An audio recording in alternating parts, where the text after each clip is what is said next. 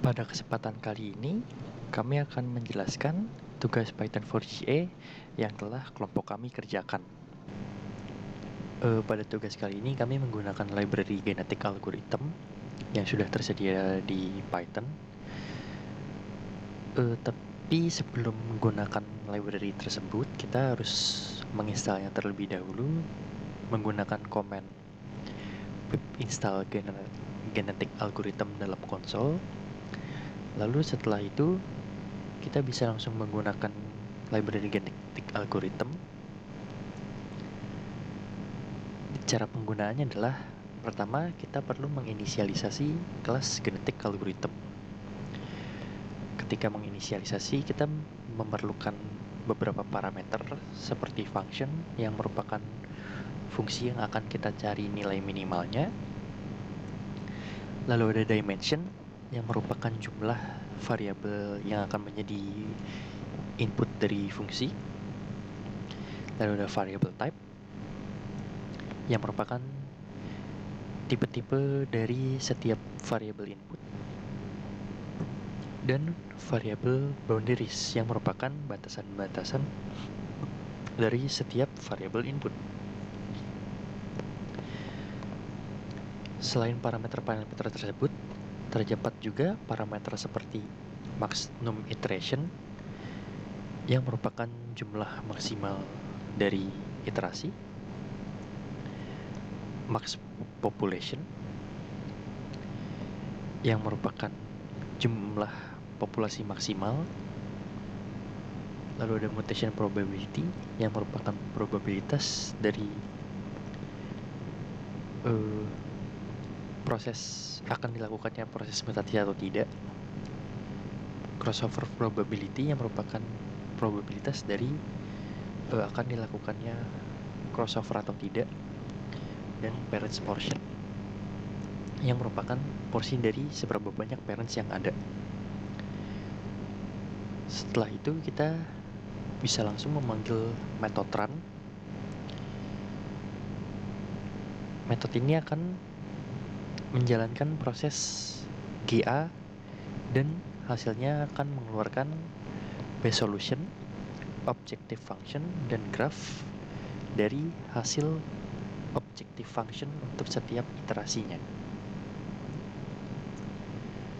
Seperti gambar di samping dapat kita lihat contoh penggunaan dari genetic algorithm. Kita akan mencari hasil minimal dari fungsi fx, di mana fx adalah x1 kuadrat ditambah dengan x2 kuadrat,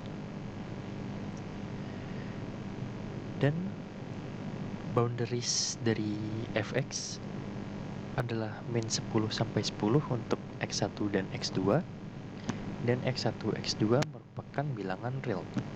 Maka dari itu variable type-nya diisikan dengan real.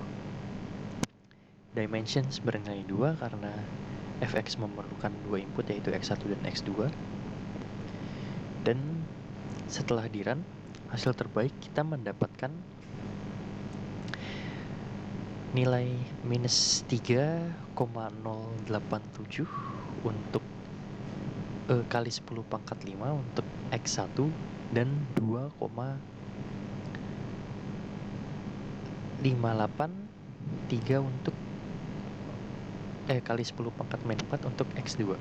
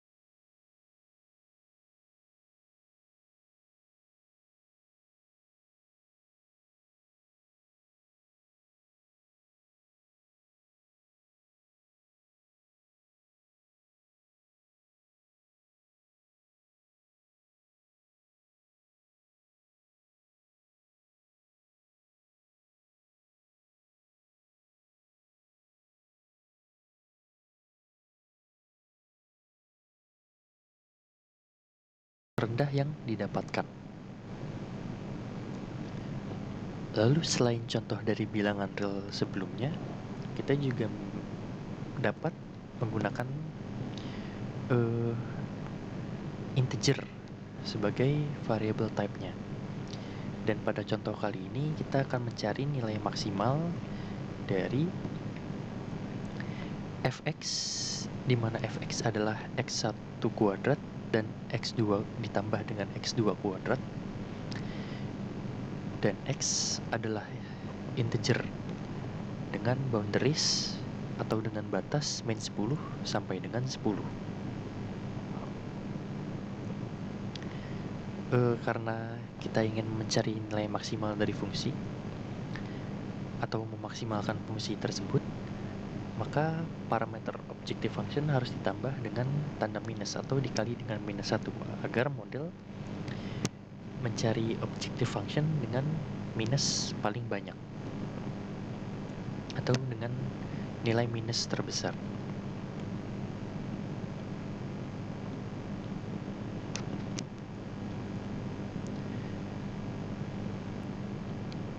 Lalu untuk contoh selanjutnya, selain bilangan real dan integer, kita juga dapat menggunakan tipe boolean. Seperti contoh di samping, kita akan mengimplementasikan fungsi fx, di mana fx adalah jumlahan dari 30 variabel. Dan kita akan mencari nilai minimal dari fungsi fx.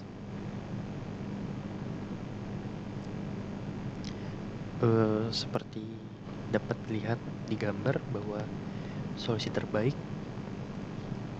setiap variabel bernilai 0 dan objective function terbaik bernilai 0. Lalu yang keempat, ada tipe variabel yang dapat kita kombinasikan. Seperti pada contoh di samping, kita akan mencari nilai minimal dari fungsi fx, y, di mana fx, y adalah 2 ditambah dengan eksponensial dari minus x kuadrat ditambah dengan y kuadrat dikalikan dengan sin 4x ditambah cos 8y. Dalam fungsi ini, x merupakan bilangan integer dengan boundaries min 5 sampai dengan 5, dan y merupakan bilangan real dengan boundaries 0 sampai 1. Kita mendapatkan hasil terbaik x bernilai 0 dan y bernilai 0,38. Dan nilai objective function terbaik 1,139.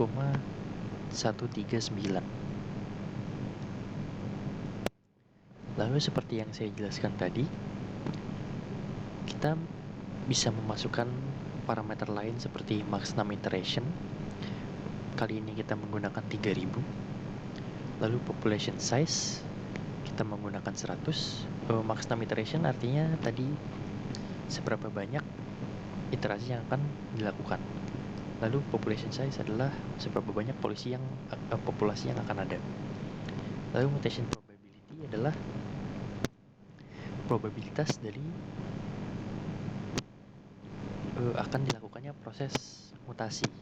Dan kali ini kita memberikan nilai 0,1 atau 10%. Lalu ada elite ratio yang kita beri nilai 0,01.